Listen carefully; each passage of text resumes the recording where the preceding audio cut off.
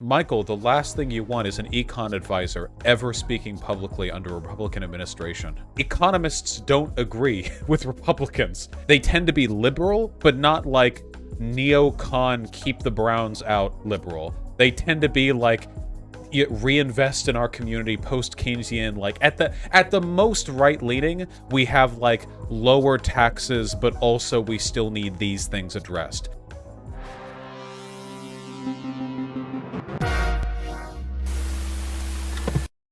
This debuted a little while ago, you know? The only reason I'm interested in it is because, as far as I can tell, Michael Knowles made the classic conservative mistake of advertising his content to a broader audience. See, you can tell when this has happened because they're getting dislike ratioed into oblivion, which is why, by the way, we should keep dislikes as a concept.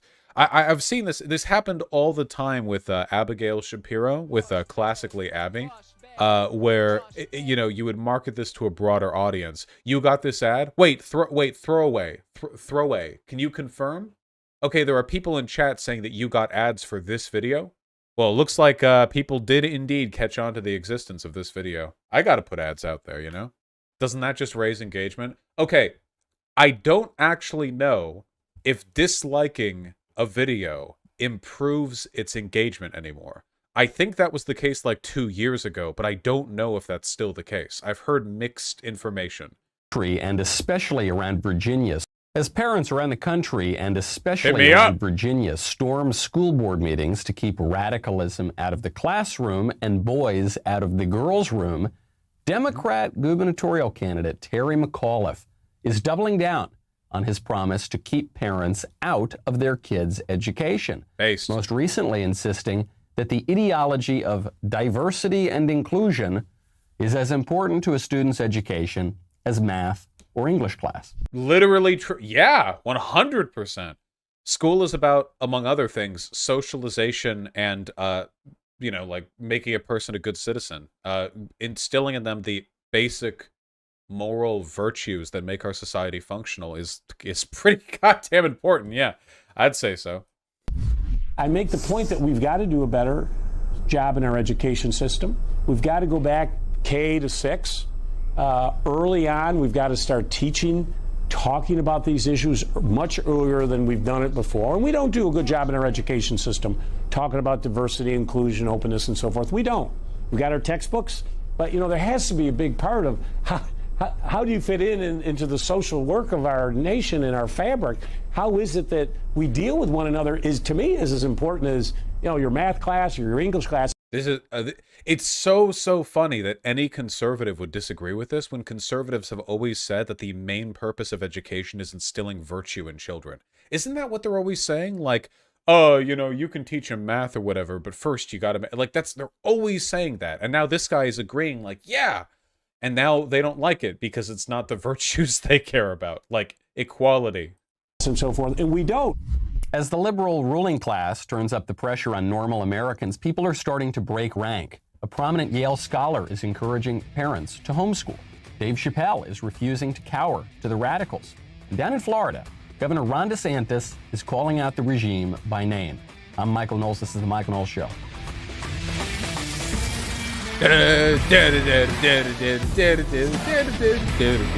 Welcome back to the show. My favorite comment. Oh, that could have gone on way longer. I do like he was smoking the cigar at first in a vain effort to appear cool. So, guys, remind me, okay? Matt Walsh is the person who does the Roman salute every time he's trying to hail a taxi before correcting himself. This is just the unfathomably stupid one, right? Matt Walsh is the very obviously on the border of, if not already, is a Nazi. This is just the one who's really stupid, but is probably also, at the very least, a white supremacist. Okay, just have to keep all these types together. I don't remember how fucking crypto-fashionals is, yeah. Yesterday from Eddie Gesh, who says, you know, I remember a time not that long ago when we were energy independent. Yes, there was a time not that long ago we were energy independent, the economy. This is a full podcast thing. Hold on, wait. Oh, yeah, this is a full podcast. And then it cuts out. Wait, this is shameless. This is a 48-minute video, but halfway through, with 24 minutes left to go, it says, watch the rest of this podcast on the Daily Wire. He uploaded the whole thing, but then just, like, muted out the last half. That is incredible. Doesn't Ben Shapiro do that too? Maybe it's just because I'm a pure YouTuber who doesn't try to funnel money off of people by exclusively, like, releasing content to paid subscribers, but that comes off so cringe to me. Economy was great. Unemployment was at historic lows. We were defending America, keeping a lot of crap out of the classroom, enforcing our immigration laws. How long ago? Oh, that was like, what, 3 years ago or something? But now... Didn't unemployment skyrocket during Trump's presidency because he ended under COVID? Like, the unemployment was at its worst under Trump because of COVID, because everyone, yeah, like, that was a Trump thing. Keeping certain ideas out of the classroom. My God. Now it's much... That was in the bad days when everything would fill up, which means up to 50 cents. Oh, my God. You don't pay full price. Oh, my God. Okay? And there are ads even in the... Get Upside. Download the app for all of those schools, including elementary school. They were already teaching the ideology of diversity and inclusion and open... It has like 20 minutes of ads, all Daily Wire podcasts do. Holy shit, wait. You might not be wrong. 1 second. Okay, that's not an ad, but this is an ad. Whoever is at your door, wherever you are, whether you're in the home, at the office, on the beach, on the other side of the world. But you can keep an eye on every inch of your home, inside and out. You control it all from the very simple app. It's extraordinarily easy to install. Even I can do it. And with the full Ring alarm system, you can subscribe. It has a medical aspect too. Right now, is there another one? You should probably do the latter. If the child has chronic conditions that make their risk appreciable, then there's a reason that they should be considered for vaccination. Other than that, if it were my child, I would homeschool them. Honestly, I would organize with other parents to take them out of the school and create homeschooling environments. There's no other parent. If it were my... So, okay, hold on. Dr. Harvey Risch. Yale University epidemiology professor. Well, that sounds pretty prestigious. Controversial Yale doctor joins New York Police Department union in vax mandate fight. There we go. A Yale School of Public Health professor who joined the city's largest police union in a losing fight against a vaccine mandate was slammed last year by colleagues for fringe views on COVID treatment. Uh-oh. It's got a history, it seems. Filed an affidavit. This lawsuit wrote that they said people who recovered from coronavirus should not be required to get vaccinated. In 2020, Risch was called out by 24 other Yale School of Public Health doctors for promoting the use of the drug hydroxychloroquine, right? Commonly used to treat malaria and rheumatoid arthritis for people with active COVID infections. Of course, naturally. We write with grave concern that too many are being distracted by the ardent advocacy of our Yale colleague, Dr. Harvey Risch, to promote the assertion that hydroxychloroquine, when given with antibiotics, is effective in treating COVID-19, in particular as an early therapeutic intervention for the disease. It's always like this, isn't it? Like, every time you see a big expert being brought on board with the conservative side, you can Google their name and go like, oh, they've been a crackpot for a little while now, haven't they? I actually, while trawling the internet a little while ago, I found somebody doing the standard, like, race realism, like, info peddling, and I got linked an article from one of those open publishing science journals where pretty much anyone can throw their work up on there. And I saw it and I thought, okay, before I actually read this, let me Google this guy's name. And this guy's dedicated, the researcher, like his entire life to race realism. Like, he can't publish his stuff in main journals because they won't let him because of the low, like, scientific, like, standard that he holds himself to. So he has to go to open journal. He actually created his own journal, his own publishing, just to get around it, you know? And I was like looking at this guy, I was like, all right, well, here's the source. Here's the source we're getting this guy from. Yeah, all right, let's see what the race realism guy has to say about intelligence along population. Was their name Emil something? You're thinking of Emil Kierkegaard, but no, it was not that person. Though he did work with that person, I think. I forget the specific name of the guy. Anyway, where were we? Should be considered for vaccination. Other than that, if it were my child, I would Was the name Richard Lynn? It might have been. It might have been. homeschool them. Honestly, I would organize with other parents. Also, he looks a bit like the Green Goblin. Does anyone else feel that way? Or no, he looks like somebody. Not the Green Goblin. Doesn't he look like somebody? I don't know.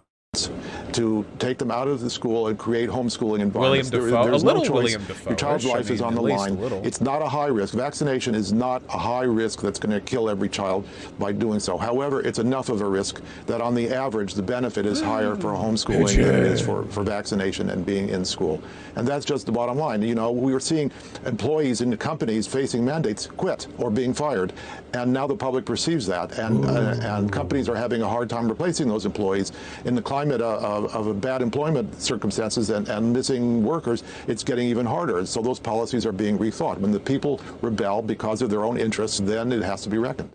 It does have to be reckoned. Somebody said the Sandman guy from Spider-Man 3. Do you really think that? Maybe, hold on. Rebel because of their own interests. I'm not seeing it. I'm sorry. More than Dafoe? I think he looks more like William Dafoe than he does the Sand guy. Yeah, is this because they're both white? Then it has to be reckoned. It does have to be reckoned. And I think the great relief here for a lot of people is not even that, that this guy is pointing out the questions about the vaccine or, you know, permitting at least giving parents the permission, the intellectual permission to go put their kids in homeschool. It's that finally we're seeing a scientist who sees the big picture. This was one thing that really bugged me about Trump. I know his back was against a wall. He was facing this unprecedented crisis, and everyone and every power in the entire country was coming after him and demanding that he lock down and listen to Fauci. But the big mistake here for those early coronavirus press conferences was that the only people who talked were Trump and the doctors. Right, Fauci and Dr. Scarf and the other one, that Surgeon General jerk who spends all his time now just attacking conservatives. Was this Jerome Powell? Is that his name? Not Jerome Powell. Jerome Adams. Yes, that's right. Guys, I know that we're all watching this for different reasons, but is it okay for me to watch this guy and get down on my hands and knees and thank God that I'm an okay entertainer? You know? I'm so glad that I don't have one of these pseudo news show, like, talking head pundit outfits. You know, I'm so fucking glad that I am who I am. Jerome Adams. So, why is that the problem? Well, the left said all we should be listening to is Dr. Fauci and Dr. Scarf and Jerome Adams. Sure. All we should be listening to are the doctors, but that's not true. Because it's a country. We're talking about the politics. Politics refers to public things. There's more to the public than just germs. Trump also probably should have had a military advisor get up there and speak, and had an economic advisor get up there and speak, and had a constitutional advisor get up there and speak. Wait, wait, a military advisor for the beginning of the... What are they going to do? Carpet bomb the hospital? What? An economic advisor seems sensible, but Michael, the last thing you want is an econ advisor ever speaking publicly under a Republican administration. Okay? Because, like, the economists don't agree with Republicans. People, they like to say they do. Most econs, like most economists are, for instance, rabidly pro-immigration. They tend to be liberal, but not like neocon, keep the Browns out liberal. They tend to be like reinvest in our community, post-Keynesian, like at the most right-leaning, we have like lower taxes, but also we still need these things addressed. And I'm pretty sure that economists were very on board with whatever you'd need to take care of the pandemic, because it's been shown that lockdowns aren't what hurt the economy. The pandemic is what hurt the economy. Even in areas that had lockdowns but then removed them, the economy didn't spike back up afterwards. It stayed bad because nobody wants to walk around when they know the virus is out there. It's a depreciatory effect on the economy no matter what. You do not want an econ advisor up there. It's just you're not going to get the answers you're looking for. And why a military advisor? What else? And had people speak from different segments of society, because what What the president is supposed to do in particular, but what our public representatives are supposed to do, is bring together all these different segments, all these different interests in society, so that we can have a coherent, balanced religious public advisor. policy. But that's not. I will say, though, I do want to say that in principle, what he's describing would be based as fuck. The idea of a president having like a weekly or a monthly session where there are like advisors from different academic fields, or like you know, if you've got legal, economic, health, military, civic, and academic, and like all of that, and then the president, like, it's publicly broadcast and the president hears input on what they think is important for the country right now. Isn't that what the cabinet's supposed to be for? Yeah, and the cabinet absolutely does not do that. But in concept, the idea of having like that input, or at least having like a broadcasting of that input, would be pretty cool. The issue is you would need to make sure you don't have a cabinet situation, because the cabinets are literally just filled with cronies that get appointed by the president, you know? It would need to be like people the president doesn't want to hear the words from, you know? Like, I don't want Trump to have fucking Betsy Davis up there, you know, like, oh yeah, educationally, what we need is fewer schools. Thank you. Thank you. Thank you. Thank you. You know, it's probably not. Devosh. Do I mean Davos? No, I mean Devashi. Thank you.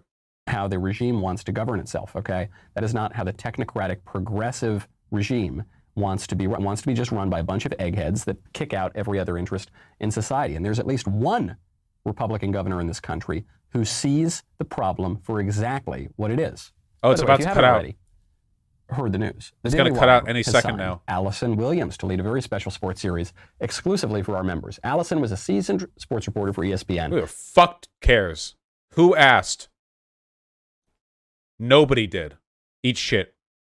We skipped over an earlier segment, I think. Sick and stupid. But when I was a kid, non-consensual sex was called rape. Whoa, whoa, whoa, whoa, whoa, whoa, whoa, whoa, whoa, whoa, whoa, whoa, whoa. Hold on. Where are we? What? The opposite goal from the idea of proper civic education. And okay, we're back. Okay, we're back. We're back at that one governor who's saying that kids should learn to not be racist or whatever. Time we're also neglecting the actual academic subjects. That's what we got to teach, though. And if parents don't want to teach diversity and equity and inclusion, well, they can go to hell, because yes, and true. Correct and based. Yes. Very true. Yes. The whole point of having public education is that your children's education is not subject to the whims and biases of every dumb fuck parent out there. Like, that's the point. That's the whole point. That's the reason we have education as a concept. Otherwise, we would just have everyone be homeschooled all the time and then just throw them to the wolves. If you're sending them to an educational institution, then you are deferring to that institution the right to teach them things. And there are few things more important to teach them than diversity, equity, and inclusion. I, Terry McAuliffe, I, the Virginia state bureaucracy, I, the school boards in Virginia, we are going to make the decisions. Yes. Even if it means that a little girl gets raped. Now, guys, I'm going to ask you. Wait, first of all, what?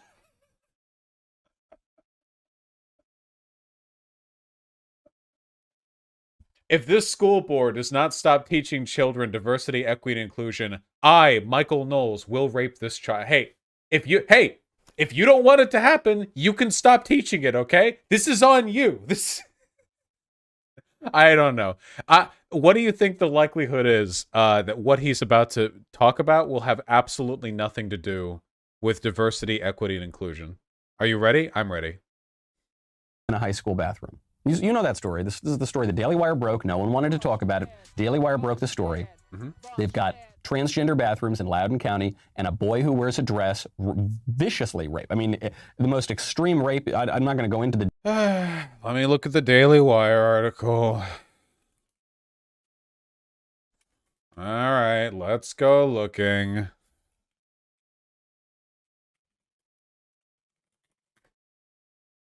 Let's find out. Is this Loudoun County? I think, is this it?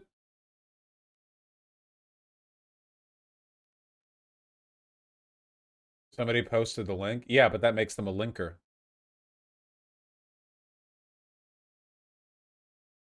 Is it Loudoun County? Okay. Scott Skiss was arrested, meaning this. Seriously? Okay. Thanks, Daily Wire. It's all Daily. Well, I did literally look up Daily Wire. True. Okay. There's like 20 articles on this. Oh my god, I haven't even heard of this. Is there like a Wikipedia article? Is this gonna let me see the whole thing, or is it gonna? Okay. It was date rape. They were already hooking up. Let me see. The Washington Post finally got around to covering. Oh, thank you. The Washington Post. That's better. There we go. Okay. A teen accused of sexually assaulting a fellow student, Loudoun County High School in May is also accused of a second sexual assault less than 5 months later. Holy shit. Got a fucking serial predator over here. The alleged assaults, first in May and second October, sparked anger who showed up at school board meeting, complaining about the handling of it from the school. The parents who spoke at the meeting grew emotional, saying they feared for the safety of their children. Okay, where's the trans bathroom element? Oh, we're getting up in it. The parents of the victim of the first alleged assault issued a statement Thursday through the Stanley Law Group blaming school officials. They asserted that the charged youth is gender fluid and the incident occurred in a girl's bathroom. Those details have not been confirmed by authorities. The parents spoke out against a policy put in place by the school board several months later in August, allowing students to use bathrooms that match their gender identities. At the time of the alleged incident, the policy was not in place. The sexual assault our daughter endured should never happen to any young girl, true, or any child, true, attending a public school, the statement read, but because of indifference and negligence by Loudoun County Public Schools and the Loudoun School Board, it did. And now it has happened to another girl at another Loudoun County school at the hands of the very same assailant. The Washington Post does not generally identify victims of sexual assault and is not naming the parents to avoid indirectly identifying their daughter. Okay. A spokeswoman for the parents, who have been public about the alleged assault, said the parents declined to speak to the Post on Thursday. Loudoun school spokesman Wade Biart, I've never seen a name that had an AY and then a YA, said the district cannot comment on the alleged student transfer because of state and federal privacy laws protecting student records. He did not comment on the family's statement.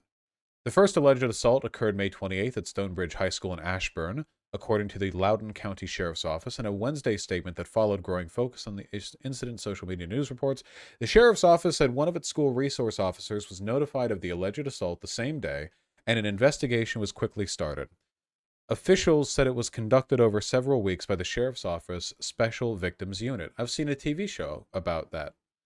Authorities said in the statement that on July 8th, a male 14-year-old was arrested in the case and charged in juvenile court with 2 counts of forcible sodomy. In the statement, the Sheriff's Office said it did not report the incident in a news release at the time because at the time of the arrest, because the suspect and the victim were familiar with each other, the investigation was complex and a public announcement had the potential to identify a juvenile victim. Loudoun County Commonwealth's attorney Bhuta Bibaraj said in an interview the youth at some point was released from juvenile detention as the case proceeded. Okay, been accused on October. So I'm just going to skim this. Okay, hold on. I'm looking for anything relevant to the claim that this has anything to do with trans bathroom rape or whatever. On October 7th, the Sheriff's Office outlined the allegations, saying the 15-year-old male student had forced the victim into an empty classroom where he held her against her will and inappropriately touched her. Okay, so the second sexual assault had literally nothing to do with trans bathroom anything. Like, literally no relationship. So we're only talking about the first assault, and the first assault was before they implemented the policy for trans inclusionary bathroom usage, so it had nothing to do with anything. The schools, more transparent sexual forward. Okay, well, at least from what I'm seeing here, there's literally no evidence whatsoever that the school's policy had anything to do with anything because it wasn't even implemented at the time of the first assault, which was the one that took place in a bathroom. Also, is there even any evidence here that they were trans? So the accusation that the kid was gender fluid came from the parents of the victim, but that's not really a confirmation. The term trans doesn't even come up here. It's transferred, transfer, transparent, and transfer. Okay, trans doesn't even come up in this. Jeez. Okay, just This is nothing. Details. It's as horrific as it gets in a bathroom because a boy went into the girls' room, a boy who's allowed to pretend that he's a girl sometimes, and boys and girls are allowed to go into whatever bathroom they want. A girl was victimized, and then the school covered. So do I still have to respond to this, or have I sufficiently proved that he's lying? I've already done it, right? I've already done it. Okay. Covered it up because the school is obviously. First, the school tried to cover it up. Then the school tried to deny it. Now, a Virginia. So as for the allegations that the school tried to cover it up, I'm sure there's stuff to go into there. Schools do have a history of covering up like sexual assault that happens on their campuses because they want to avoid bad publicity. I'm not talking about any of that. It's possible that happened. It's possible that it didn't. I'm only looking into the claim that allowing trans people into bathrooms of their chosen gender is what led to an assault, which does not seem to be the case. Virginia court has ruled there is enough evidence to find that this boy, who occasionally pretends to be a girl, did. We also didn't find any evidence of that. I guess it could be true, but it still doesn't have any bearing on the bathroom rules, which weren't implemented at the time. In fact, engage in, quote, non-consensual sex. Now, maybe I'm just old-fashioned, maybe I'm just a little thick and stupid, but when I was a kid, non-consensual sex was called rape. But now we don't call it rape because rape evokes real images. It's an evocative. Yeah, we do. He might just be thick and stupid. Yeah. We use that term. It's a term that's used. Non-consensual sex means rape. That's the term that they use. I'm pretty sure, like, this is I don't think they were holding off on the descriptor there. It's possible they didn't use rape just because they'd used it earlier in the article, or they wanted to save that judgment for the courts, or whatever. I don't know. It seems pretty much the same term. Evocative word. Non-consensual sex. That's just another kind of PC jargon to...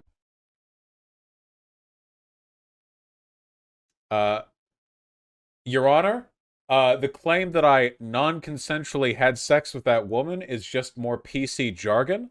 I did not hear anyone use the term rape at the time.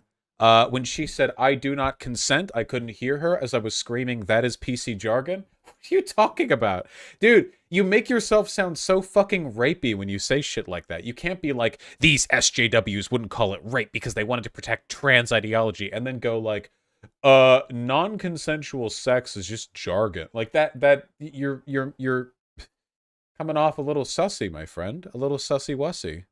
To paper over the harsh reality of this genius. The leftists are saying, we do want this in our schools. It is not an exaggeration to say that Terry McAuliffe has to own this. Wait, what? School. We don't want this in our schools. Terry McAuliffe has to own that. The parents are saying, we don't want this in our schools.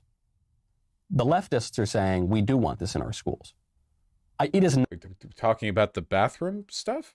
Not an exaggeration to say that Terry McAuliffe has to own this. Michael, how can you say Terry McAuliffe doesn't run the school? He's not the superintendent. He's not the principal. He didn't even push this policy in the school. Oh, so wait, hold on. So according to this op-ed, at least, the reason why that serial rapist, or letting the accused rapist return to school is the preferred GOP policy and was a big Betsy DeVos agenda item. As Betsy DeVos, Trump's Secretary of Education, said last year, too many students have lost access to their education because their school inadequately responded when a student filed a complaint of sexual harassment or sexual assault. Damn. That's interesting. I guess that's what the right wants in our schools. Come on, Michael. Look, it might have happened even if they didn't have the transgender bathrooms. Yeah, maybe. It would have been a lot harder, first of all. They didn't have it at the time. Likely to have happened. And the buck stops with the governor. This guy was the governor, Terry McAuliffe. He wants to be the governor again. And he's pushing for these policies. So he owns it. I wish I could this talk is not to Michael just Knowles. at the local level. It's not even just at the level of Virginia and the Commonwealth and state level. It goes up to the national level. But I think people are misreading the real... No, he wasn't. Ralph Northam wasn't the governor. Terry McAuliffe hasn't been the Virginia governor since 2018. Wait, really? He wasn't even the governor at the time? How many layers deep are we going on this one? Hold on. He hasn't been... So Ralph Northam is the current governor? Is he a D or R? Democrat. So wait, then why are we talking about the other guy? Because he's the one who's going to run for next term, I assume, in 2022? That's why, isn't it? It's like, because he's the next one up? Okay, gotcha.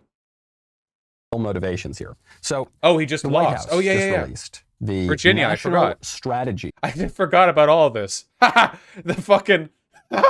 I forgot about all that, yeah. So this podcast would have come out right before the election, because this was in late October. On gender equity. That's and why equality. He was focusing on the guy. Okay, this Kamala Harris just tweeted it out. You've got container ships off the coast that can't get any goods and services to get any good. I suppose they don't have a lot of services on the container ships. You go into a grocery store, the shelves are empty. You go to the gas tank, the prices are through the roof. You try to go into a restaurant, but you've got to show your Vax passport. People are losing their jobs if they won't take the Fauci ouchie. Countries in turmoil. That's why we need a national strategy on gender equity and equality, right? What the literal fuck is the relationship between these things? The economic shortages are part of a global supply chain issue that the president can't directly control. The employment vaccine mandates are literally not up to the president. Like, what are you talking about? Knowles is framing this in a way to manipulate his audience. Yeah, of course. Knowles is a propagandist, just like all the cucks who work at the Daily Wire. He's just one of the stupider ones, so it's kind of funny. His brain is working at full capacity trying to run this through. I legitimately would not be surprised if he had pointers on a teleprompter, or at least like notes on a PowerPoint in front of him that he deferred to like kind of keep the pace of the show, because this is probably him operating at like full capacity. It's very warm in that room from all the heat streaming from his ear holes. A lot of people think, one, this is a big distraction. A lot of people think, two, this is Marxism, this is some radicalism, and it's undermining our great liberal democracy. I think there's something even more basic at play here. Just listen to the first paragraph of the National Strategy on Gender Equity and Equality. President Biden and Vice President Harris believe that advancing gender equity and equality is fundamental to every individual's economic security, safety, health, and ability to exercise their most basic rights. It is also essential to economic growth and development, democracy and political stability, and security of nations across the globe. Economic growth, hold on, gender equity is important to economic growth. I can't believe he's about to die on this hill. It's unfathomable. Yes. He's okay. Just do it, man. Just you go down a few paragraphs, some more platitudes in here, and then well, you're not gonna. This strategy identifies 10 interconnected priorities. Guess what number 1 is? Economic security. Okay. It seems to me that all this crazy gender focus and the push of transgenderism and feminism and wait. What? Talk about the actual document. What are we talking about? We haven't mentioned transgenderism. If you have an issue with the idea that women's rights are essential to economic stability, then go for it. What do you got? Making sure that women work as much as they possibly can in the widget factory and never stay home and raise their kids and never have a family and never run the household, and they just work for the man. I feel like he's projecting a little bit right now. Just a little bit, a smidgen. I think that a lot of this comes not even necessarily from Marxism or from radical social theory. But I think a lot fascism. of it just comes from neoliberalism. I think a lot of it comes from the... Wait! You're telling me the Biden administration put out a document derivative of neoliberal ideology? That's actually the most correct thing I've ever heard him say. This is legitimately the first time I have ever heard a Daily Wire type correctly identify a Biden administration document as being a product of neoliberalism. Now, he's about to say some extraordinarily dumb shit, like the idea that gender equality for women means that you want them to work for 80 hours a week and never take care of your kids. He is and has already done that. But he has accidentally stumbled upon a correct invocation of that term. I'm honestly a little bit proud. ruling elite that just wants to make as much money as they possibly can. And when half the country is staying home raising kids, they're not going to make as much money, and GDP is not going to be as high. So they've got to force women out of the home, and they've got to force women to go work for some guy doing spreadsheets for their entire life so that they can make enough money so that they can pay some other woman to raise their kids, if they choose to have kids at all, which is increasingly less and less common. So there we go. The language that he uses here is obviously incredibly biased. The presumption is that men should be the one being forced to work here, of course. Which, no, fuck women. They're suffering with us, okay? Yeah, sorry. If you want to make life better and give parents more time with their children, then you can fight for maternity and paternity leave, which, oh wait, you don't.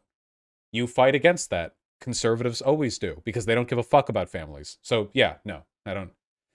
If you, like, conservatives will say we want women to stay at home with their family and then support every economic policy that makes it impossible and fight against every economic policy that would make it possible. Michael Knowles is like, yeah, women should stay at home with the kids. And then he will support policies that lead to unaffordable housing, which means that a larger portion of any family's rent income is going to have to go to rent. Fight against any kind of paid leave for men or for women, which means that less time can be spent with the family. Any kind of social spending on daycare being expected for parents, meaning that they can more easily defer some time, like part-time jobs, to support the family rather than spending all their time working to support their kid going to daycare. Against child tax credits, about any kind of economic incentives towards the poor. He's against welfare. Welfare would make it much, much, much easier for poor families to take care of their children rather than working 3 jobs just to get like food in their mouths and having like family members like work for them. He is against everything you could do to make America more pro-family. But he'll still virtue signal over it. I want to talk with these guys about that. Yeah, shoot, didn't he get mad at you on this? Didn't you argue with him on Twitter, or he, like, did a show about this? Michael Knowles, are you, Michael? Probably not. Michael, can we talk about this? Michael? If I can remember to, I'm going to bully you on Twitter about this. I will. I want to talk with you. Why is every conservative so anti-family? They're all, oh, liberals want to take women out of the house, and then you'll do everything. You'll do everything possible to make it completely economically unviable for lower or middle class families to spend time with their children. I'll find a way. I'll find time. And I think that's really what it's about. You'll notice after the economic issue, you've got improving economic security. Then they talk about gender-based violence. And then they say increasing access to health care. Well, what do they mean by health care? It says it right here in the second bullet point. God. Defend the constitutional right to safe and legal abortion in the United States, established in... Wait, what do you mean? What do you mean by health care? What? Okay, hold on. Wait. Hold on. Wait, he didn't block me, did he? All right, there we go.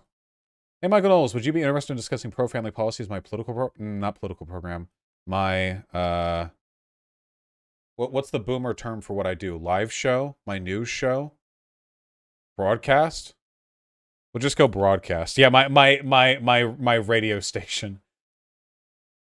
Change back your profile picture? Holy shit. No, it's fine. The NFT icon will only improve the likelihood of this working, okay? Go. Go, send him. Go. Roe versus Wade and promote access to sexual and reproductive health and rights both at home and abroad. Of course, abortion is not reproductive health. It's the opposite of reproduction, right? It's killing a baby. Why? Why do they push abortion? In part, it's these radical social theories, but in part, it's that women... It's been law of the land for like 50 years. I don't know if it's really radical. And we've been doing it for millennia. Can't be expected to just go back and work all the time and continue to seem indiscernible from men if they can't kill their babies, because babies have the ability to conceive and bear children is a difference between men and women. So you've got to push contraception. You've got to push abortion. You've got to push women out of the home. This was a... Hey, I think it's really revealing that their issues with abortion have nothing to do with, like, the fetus when they put it alongside contraception. It's extraordinary how like, revealing they are. They want women to be punished for sex. If you're going to have sex, you need to be saddled with a child. That is the role he wants women to fill.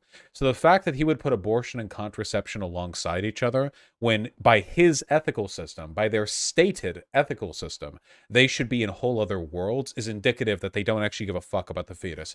Remember when we were watching that Charlie Kirk debate, and Charlie Kirk was like, yeah, abortion is murder. People who do abortions are murderers. And then he was asked how he felt about his female friends who had had abortions, and Charlie Kirk was like, well, I feel for them because they've been misled by pro-abortion propagandists.